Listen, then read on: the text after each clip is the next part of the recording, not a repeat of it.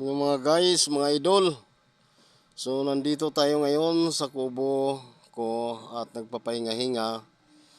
Pahinga tayo sa ating mga gawain mga guys, no? So kung bakit tayo nakahiga mga idol, kasi nga no choice ako ngayon. Hindi ko sigurado nga habang nagsasalita ako ngayon, hindi ko sigurado kung nakakunik itong aking mga pananalita sa cellphone ko. Sa dahilan nga na naga-static siya mga guys, no? Wala pa tayong money para ipapaayos ito. Kasi sabi nga ng iba, ipapaayos lang daw talaga ito daw. Kulang lang ito maiayos. Siyempre, pag ipaayos mo ito, siyempre, kailangan pira, no? So, kawang gawa.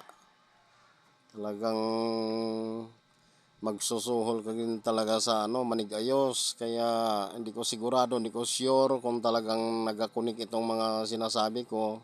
So pagpasensyahan nyo na lang kung talagang wala nga talaga, no? Kasi hindi nga tayo gumagamit ng voice over kasi parang hindi rin nag-pick up, no? Pakiramdaman lang natin kung okay lang ba siya sa voice over. Kaya ito mga guys, no?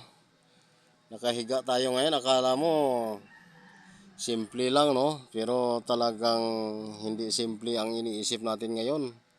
Simple nga lang ang natin, dating at saka forma, pero hindi simple ang iniisip natin at ang naging sitwasyon natin.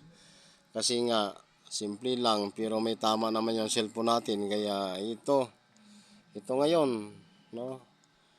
Nag-aantay kung kailan mabigyan ng magandang pagkakataon na magkaroon tayo ng money at maipaayos natin tong ating cellphone, no?